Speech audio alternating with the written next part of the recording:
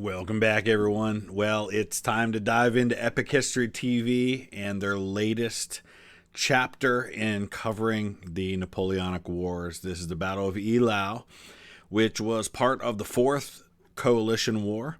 It's basically France against Prussia, the UK, Russia are kind of the big boys on the opposing side of that coalition. There's some smaller members on each side as well.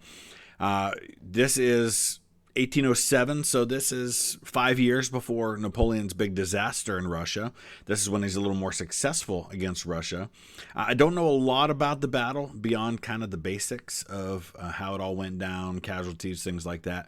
So I'm excited to learn something. Hopefully you'll learn something as well. I'll put the link down in the description. You guys have been asking for this one for several days now.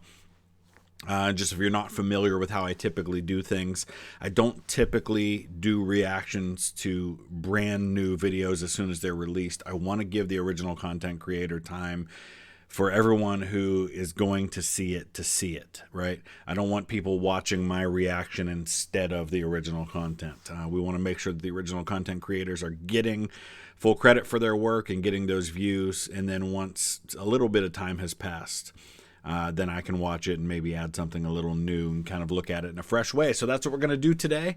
As always, appreciate if you would hit that like and leave a comment afterwards. If you're new to the channel and you like what you see, please consider subscribing. Let's go ahead and dive in. January 1807. French Emperor Napoleon Bonaparte, victor of Ulm, Austerlitz and Jena, was near the height of his powers. His Grande Armée had swept all before it. Now, in the depths of a bitter Polish winter, he sought the final victory that would make him master of Europe. His target? The Russians, supported by the remains of the Prussian army. But many months of campaigning had exhausted even his toughest veterans. Most had not seen France in years, and the war in Poland seemed to offer only freezing mud, hunger, and a stubborn enemy who did not know when he was beaten.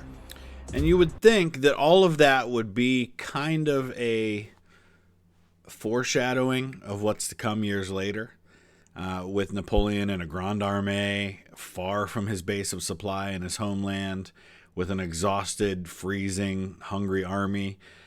But no. At Pultusk, the Russians had fought courageously and thwarted Napoleon's first attempt to outmaneuver their army. But another opportunity would soon emerge. Command of the Russian army had recently passed to General Levin August von Bennigsen. Despite his German name and Hanoverian roots, he was a veteran of 34 years' service. And this is a common thing, right? Yeah, the names are so meaningless by this point. You've got French generals with Scottish names, and you've got Russians that are Prussian. And I mean, Catherine the Great was Prussian by birth. So most of the British royal family is German. At this point, let's see, we're dealing with King George III, whose grandfather was born in Germany, in Hanover. Spoke German as his first language. George II did. That was George III's grandfather. George III is actually the first member of the Hanover dynasty whose first language is English. So it's all so mixed up at this point. This is also probably a really good time to mention that a few years after this, since we're talking about Napoleon being in Warsaw and this kind of being his base of operations for this campaign, that a few years later, Napoleon's going to have an illegitimate son that's born in Warsaw. And this is him here. And man, if you ever had any doubts about whether or not this guy's Napoleon's son, just look at him. He's clearly Napoleon's son. You can see the resemblance so strongly there. His name was Alexander, and he was 100% the son of Napoleon, but he was born in Warsaw to a Polish mother. Imperial Russian Army. On the 27th of January, with 77,000 Russians and 13,000 Prussians, Bennigsen launched a surprise winter offensive, targeting Marshal Ney's exposed 6th Corps. So this is one of the strengths of Napoleon's army, but in this case is also can be a weakness. Number one, it's winter, so you're not necessarily expecting attack by a huge army. Huge armies are hard to move anyway, but when you're dealing with the winter and roads are much more difficult to pass through, it's hard to move a big army, it's hard to supply a big army and feed a big army.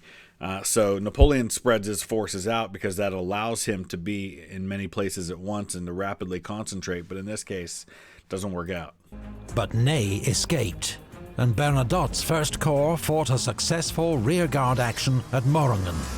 Bernadotte, future king of Sweden. Now Napoleon would turn the tables on Bennigsen. As soon as he'd learned of the Russian advance, he'd begun planning a grand encirclement of the enemy. Draw him in. Suddenly, it was the Russians who were exposed. But Bennigsen got wind of Napoleon's trap just in time and began a hurried withdrawal. 5 days of relentless marching followed, with Marshal Murat's vanguard nipping at the Russians' heels all the way. But despite a series of furious assaults on their rearguard, ably commanded by Prince Bagration, the French could not break through. The pursuit continued, even as and this is a time when Napoleon's got kind of like the big stars of his army, folks we're most familiar with, and we are going to do Napoleon's marshals at some point. You're talking about Ney and Bernadotte and Murat and some of these guys that we know so well. Temperatures plummeted. To the north, Ney shadowed Lestocq's Prussian corps, while Soult's 4th Corps followed the Russian rearguard to the small East Prussian town of Eylau.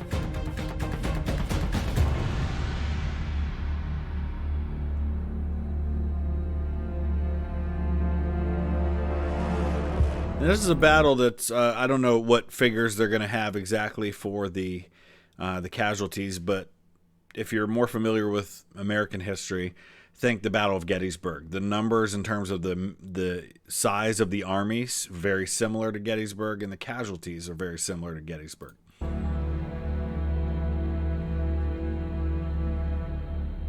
On the afternoon of the 7th of February, Marshal Soult's troops advanced. There's even a cemetery knoll, like Cemetery Hill at Gettysburg, up the icy road to Eylau. They found it held by General Barclay de Tolly's Russian division, entrenched along a line of fences, ditches, and barricades. Just before dusk, confused combat began around the town's cemetery. More and more troops were sucked into the bitter fighting. The French took the cemetery with a bayonet charge, but then had to hold it against a determined Russian counterattack, led by Barclay himself, who was seriously wounded by grape shot.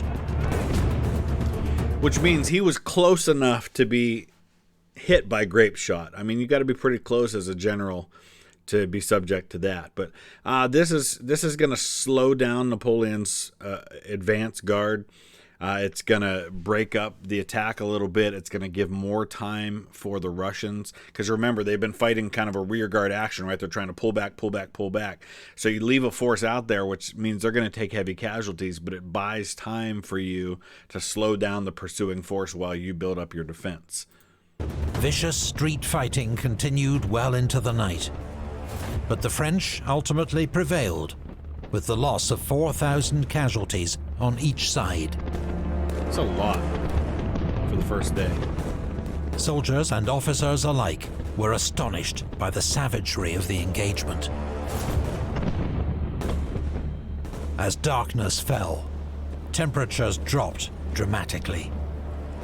Many of the wounded froze to death where they had fallen. The French ransacked Eylau for food and firewood. Many Russian soldiers had to sleep in open fields, wrapped only in their greatcoats, forbidden to light fires. That night, Napoleon's greatest concern was that the Russians would slip away under cover of darkness, robbing him of the decisive battle he craved. He need not have worried. Bennigsen was done running. Here, at Eylau, the Russians would make their stand.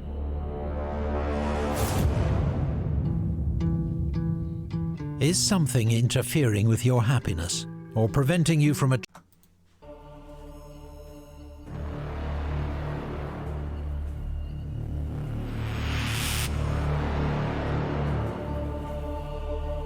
These quotes are great. It's so great to hear these first-person accounts.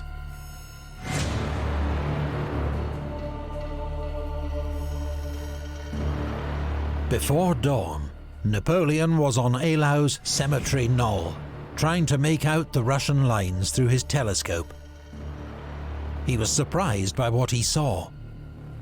67,000 Russians packed into two great lines along a 3-mile front, with well-defended villages anchoring both flanks. Open ground lay between. If you're Napoleon, what do you do here, right? You want this battle. You want the Russians. The Russians have been pulling back. You don't want them to escape into Russia. You don't want to have to pursue them in the winter. You've got to hit them. You've got to beat them. And that's what the Russians know. They know Napoleon wants this battle, so they're going to have a strong position of their choosing against pretty even odds. For most generals, this is a really difficult nut to crack, but we're talking about Napoleon Bonaparte here, right? The two armies, providing a clear field of fire for Bennigsen's 400 guns, a huge amount of artillery for an army of the age. It is a lot. Napoleon had Soult and Augereau's depleted corps, plus the Imperial Guard and Murat's reserve cavalry, just 45,000 men and 137 guns. Any reasonable person in this situation would say, it's not worth it. There's no way we can win this battle. The best general in the world couldn't win this battle. But Napoleon was expecting Davout's Third Corps, 15,000 men, to arrive at any moment, in perfect position to fall on the Russian flank. He's still outnumbered, though, and outgunned more than 2-1 with artillery, but tactics and surprise. At dawn, as French troops were still getting into position, hundreds of Russian guns opened a massive bombardment. Wow. In Eylau, there was chaos, as round shot crashed through buildings and tore through men.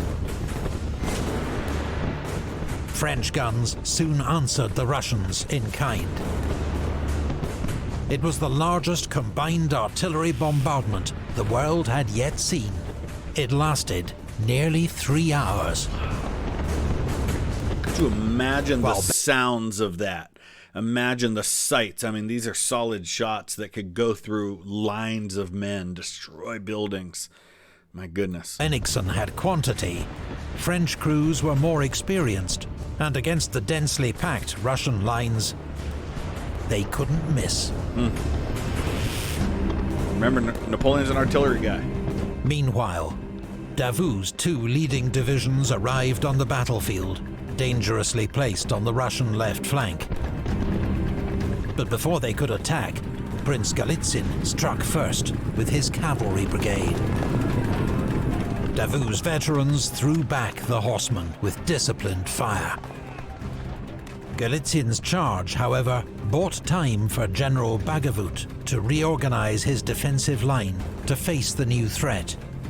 When the Iron Marshal attacked around 8 a.m., he found the enemy entrenched on a ridge with formidable artillery support.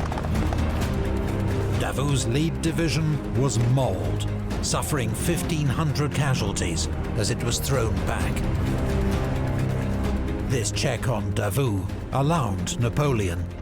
He feared the Russians might withdraw before his trap could close. Remember, this is all about destroying the Russian army and bringing them to the negotiating table. You can't let them get away. It was, he decided, the battle's critical moment. Orders flew out to Marshal Augereau's 7th Corps and General Saint-Hilaire's division. They were to launch a frontal attack against the enemy. Wow. At all costs, the Russians' escape must be prevented. You're putting all the pressure on the Russian left flank there, hoping that somewhere they'll crack. And if they crack, then you can roll up the whole line. And then the fact that you're outnumbered doesn't matter as much.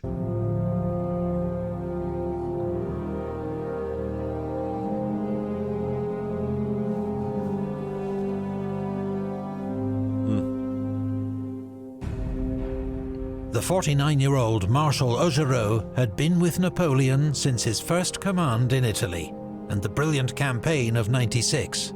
But he was deeply unwell that morning.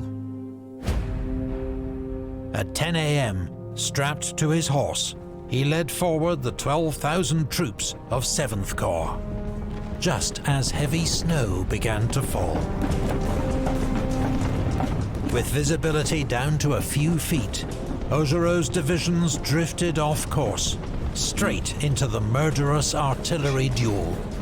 So the visibility can help or it can hinder, right? If it can help you if the artillery can't see you and can't aim properly, and they don't see how many men are coming or where they're coming. But in this case, it hurts you because your own side goes off course. French and Russian cannonballs tore through their ranks. Augereau's men pushed on doggedly. But as they neared the Russian line, the blizzard suddenly lifted. One division found itself facing 70 Russian guns at a range of just 30 yards. Put yourself in the mind of a 7th Corps soldier in this moment.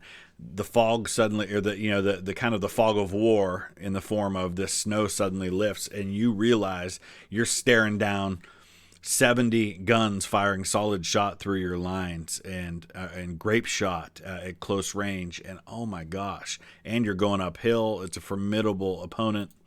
Seconds later, its forward ranks were obliterated by Russian canister. Oh, goodness. Another French division broke through the enemy line, only to be surrounded on 3 sides by Russian bayonets and annihilated. Augereau's horse was killed under him, leaving him badly injured.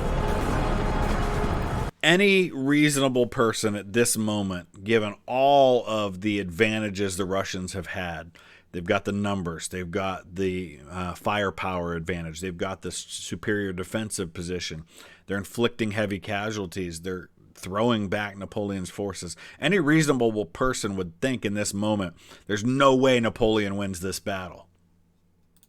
As the survivors of his corps stumbled back the way they'd come, Russian cavalry and infantry surged forward. Units were overrun, entire regiments swallowed up. Order and discipline collapsed. What do you do? One of the few units to maintain order was the 14th Infantry, nicknamed the Brave for its heroic role at Rivoli 10 years before. Napoleon, this is something he does really, really well, right? Is the esprit de corps, the spirit of the army, inspiring the men and giving them something to fight for, especially these regiments. And they would very often be given these names or these titles or these descriptors that could be put on their flags in gold as a way of showing what they had done. And Napoleon knew how to get the best out of men in situations like this. But now they were outnumbered and surrounded. The regiment resisted bravely, but was cut to pieces, suffering 75% casualties and the loss of its Eagle standard. It's a big deal. In the space of just 30 minutes, the Russians inflicted 5,000 casualties on Augereau's 7th Corps. Wow. Effectively, it had ceased to exist. It was one of the worst battlefield disasters of the Napoleonic Wars. For the French, Eylau was no longer a fight for victory, Survival. but a struggle for survival. Yep.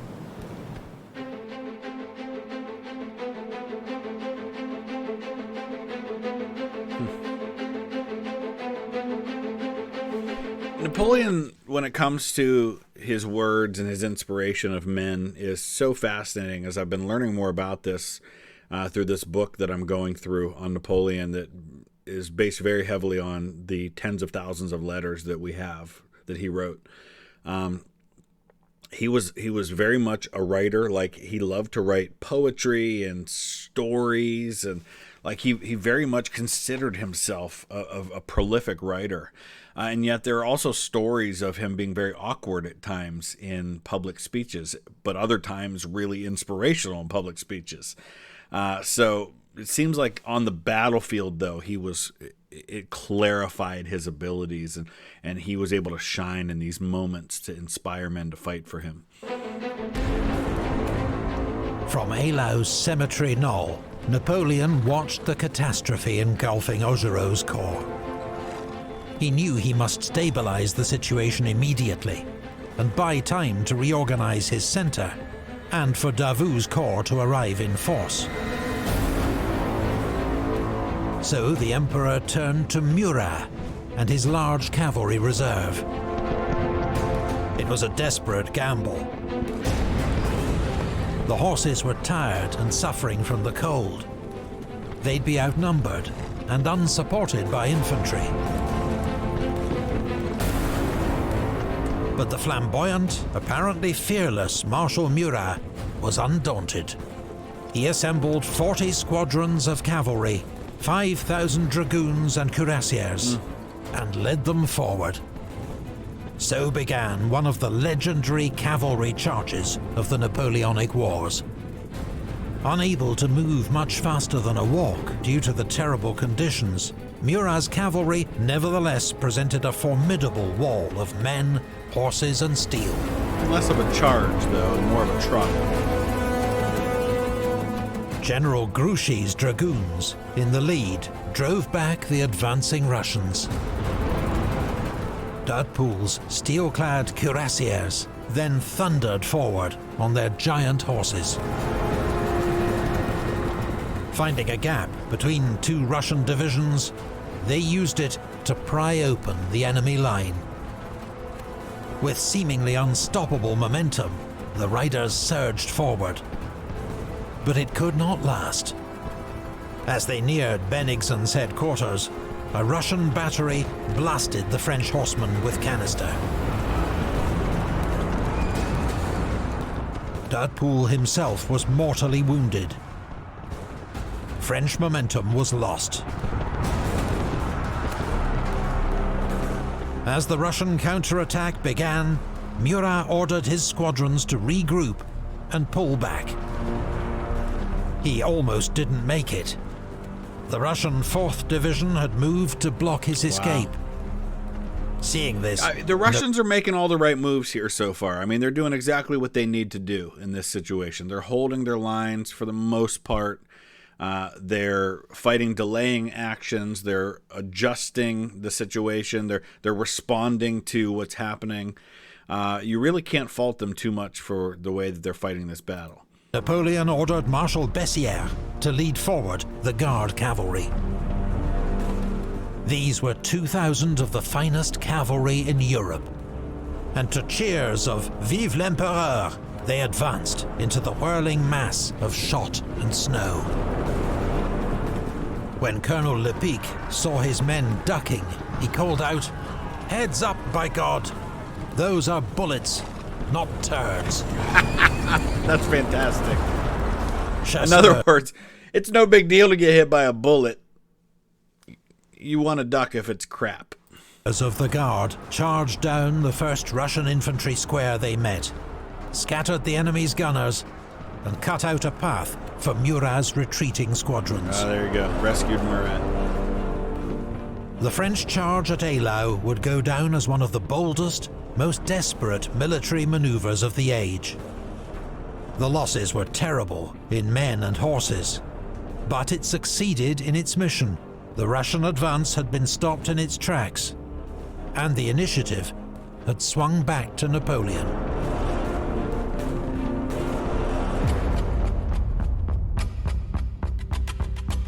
All attention on both sides was now riveted on Davout and our left wing. The situation did not appear very rosy.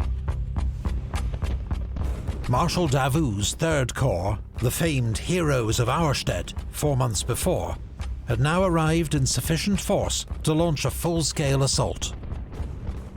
Anticipating this, Davout withdrew to a new defensive line on the Kriegerberge, a dominating height perfect for artillery. Again, I mean, the Russians are playing this right. I can't see anything wrong with their strategy and how they're dealing with this. They're responding appropriately, it seems. 2 hours of chaotic fighting followed, with every French advance challenged by a fierce Russian counterattack. But supported by dragoons and Saint-Hilaire's division, 3rd Corps slowly ground down the enemy. Bennigsen was forced to send in his last reserve, Kaminsky's 14th Division. Supported by cavalry, it drove the French from Klein-Sausgarten and across the fields beyond until its own advance was checked by French artillery. When Davout resumed his attack at 3 p.m, the Russian line buckled. The Kriegerberge was taken. This is what Napoleon's been counting on, right? Is to smash that Russian left flank and then roll up the whole Russian line. I mean, really, the right side of the Russian line hasn't even really been that involved other than artillery. But it doesn't matter if your left flank collapses. So too Bennigsen's headquarters at Auklappen. Bennigsen scraped together enough units to improvise a new defensive line. But French guns, hauled up to the Kriegerberge, opened up a devastating fire. The French pressure was irresistible. The Russian flank would surely collapse at any moment, handing Napoleon the decisive victory he so desperately sought. All that was required was one final push.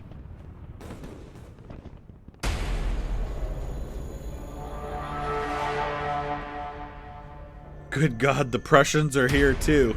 Boy, that's a quote that could have been used at Waterloo, right? Ah, the Prussians are here.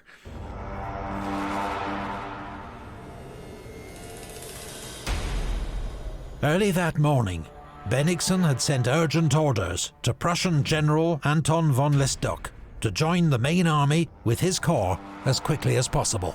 We got Russians with German names. We got Frenchmen with Scottish names. We got Germans with French names. Although nearly 70, Lestock was still as energetic as he'd been serving under Frederick the Great, and was assisted by a highly capable chief of staff, Colonel Gerhard von Scharnhorst. Lestock's corps, 9,000 men, was 8 miles northwest of Eylau, closely watched by Marshal Ney's 6th Corps. His orders were to prevent the Prussians linking up with the Russians at all costs. But by force-marching his troops along frozen, hilly country roads, Lestock was able to bypass Ney's blocking force. The foreshadowing here of Waterloo is just impossible to miss, right? You got Marshal Ney out there keeping an eye on the Prussians to make sure they don't link up with the Russians, kind of like keeping the Prussians from linking up with the British and the Dutch at Waterloo. To Bennigsen's joy, by early afternoon, the Prussians had reached Schmödeten.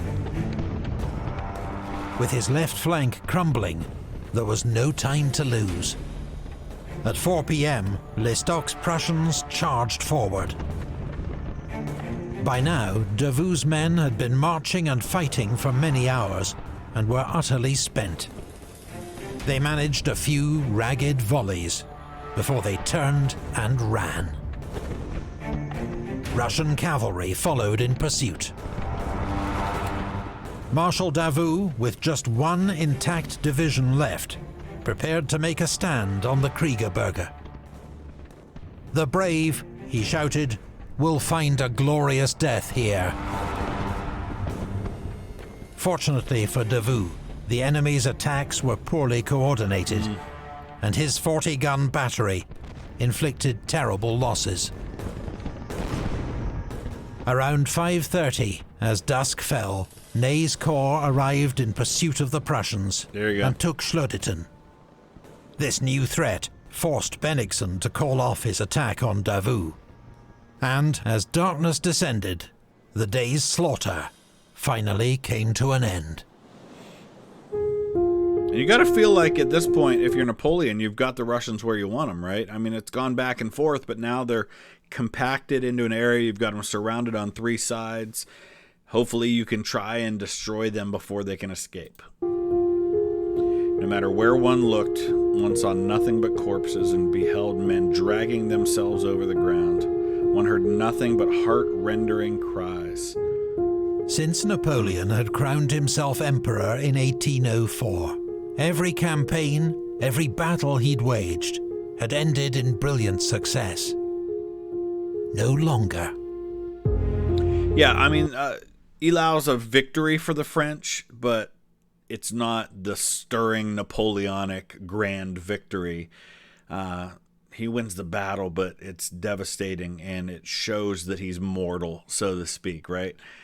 This is going to be something that the Allies are going to use later on to say, hey, you know what? This guy is beatable in the right circumstances. Bennigsen, learning the true scale of his army's losses and its critical shortage of ammunition, withdrew overnight.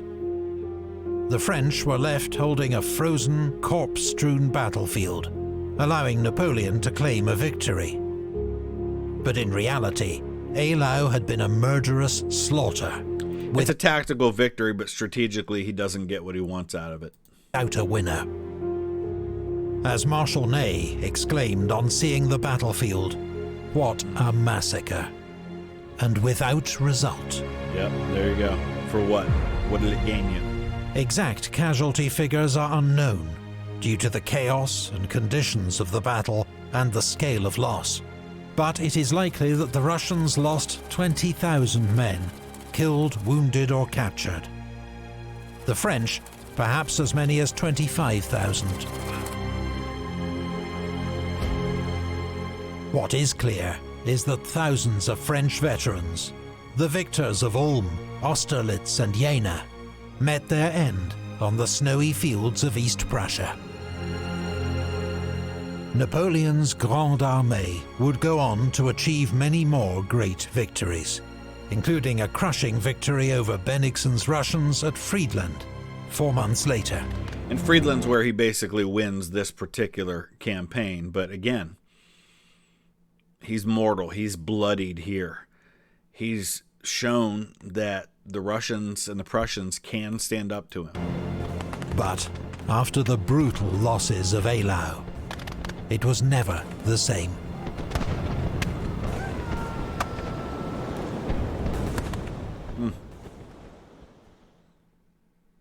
Thank you to... That was good. I mean, they do such a fantastic job with how they present these, just with the images and the sounds and the narration and all of it. It just works. It works really well. This is some of the best stuff when it comes to the Napoleonic War. So I hope you enjoyed it. I hope you'll check out Epic History TV and see some of their other videos. Definitely worth your time. Let me know your thoughts. Use the comment section below, and we'll see you again soon. Thanks for watching.